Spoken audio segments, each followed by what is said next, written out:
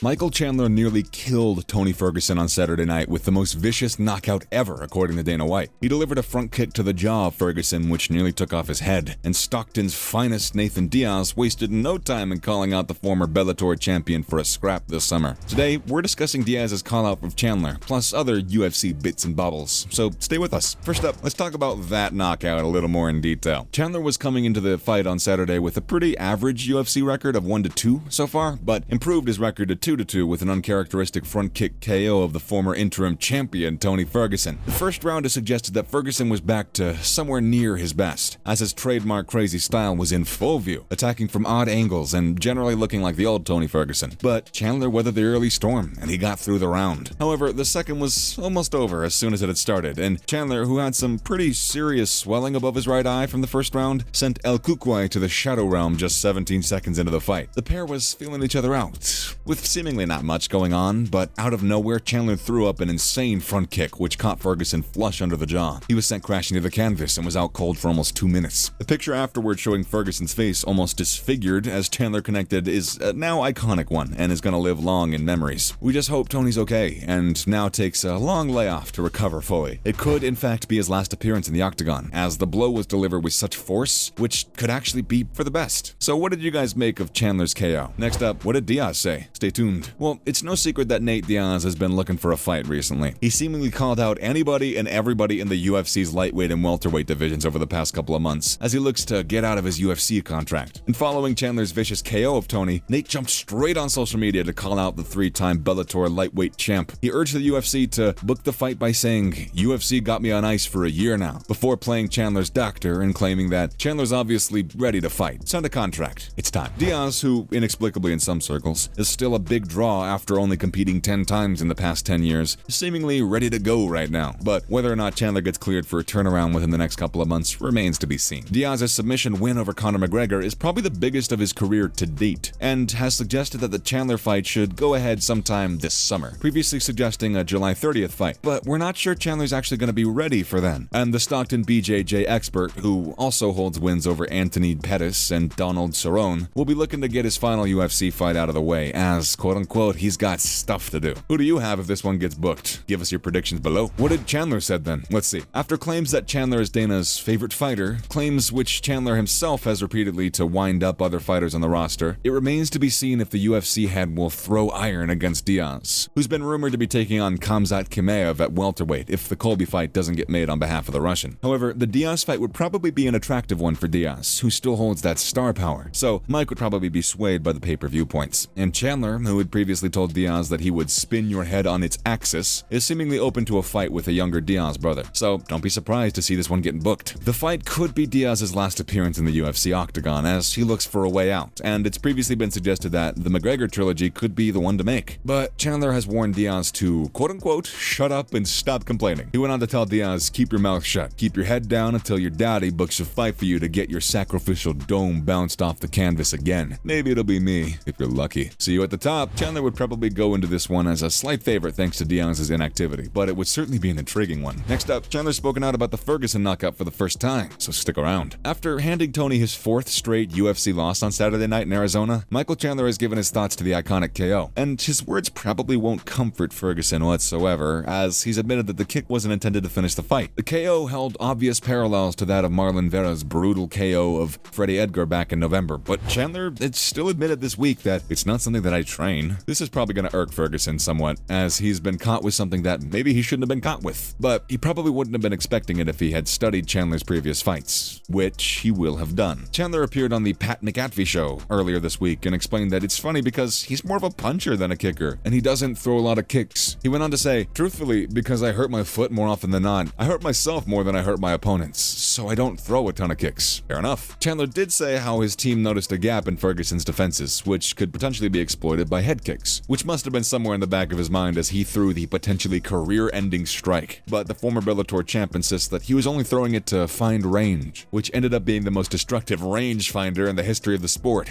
Brutal. We're discussing a potential Diaz-Chimaev matchup now, so stay tuned. Of course, nothing's been announced just yet, so speculation is rife as to what might be next for both Chandler and Diaz. But one possibility is that Diaz is thrown in against the Chechen killer Khamzat Chimaev in his final UFC bout, something which Dana White definitely seems open open to. In a recent interview, the UFC's potential matchup board could be seen in the background, which pitted Diaz against Chimaev. Of course, there are a lot of moving parts when booking fights, so this one's far from confirmed, but it's obviously in the minds of White and the matchmakers. The fight's been penciled in for Fight Week on July 2nd, and White went on to explain that some of those fights, the fights on the board, are just placeholders. He stressed that none of the fights on the board were done deals, and that some of them are done and some of them aren't. White was then asked if Diaz vs. Chimaev fight is a realistic one, to which he wouldn't be moved on. He simply said he didn't know, which is going to do nothing to allay Diaz's frustrations of not getting a fight in almost a year. And the two fighters have social media history. Diaz recently questioned why Khamzat and Conor are talking so much trash as they're on the injured list, although using much stronger language. To which Khamzat shot back that Diaz has allegedly refused to fight 10 times. Who would you have if this one goes down? And finally, Charles Oliveira has claimed that he would beat Diaz and McGregor in one night. Following his first round destruction of Justin Gaethje on Saturday night, Charles Oliveira has thrown down on the gauntlet to two prominent UFC fighters, as well as the top brass, claiming he wants to make history by beating two fighters in one night. After criminally being stripped of his title after missing weight by half a pound on Friday, Oliveira sent out a warning to the entire division. He said, "This is a message to the entire division. I am a problem for the entire division. I am the enlightened. I am the champion. This is my title and it should be here. Dana White, I don't care who I fight next. I'm not gonna choose. Hey, Conor McGregor, are you gonna come back or are you gonna run away?" He then went on to claim that after he knocks Conor out, he would like to go to break records by fighting twice in the same night. He suggested that he would make light work of McGregor, he probably would, by knocking him out and then submitting Diaz in the exact same night. He then finished by asking Dana what he thought. Brilliant. Do you think Oliveira can actually do what he says he can? As always, thanks for stopping by, and remember to join us next time for some more fun and games. And also, why not do us a solid by liking and sharing today's video, as well as subscribing to our channel. Later, guys.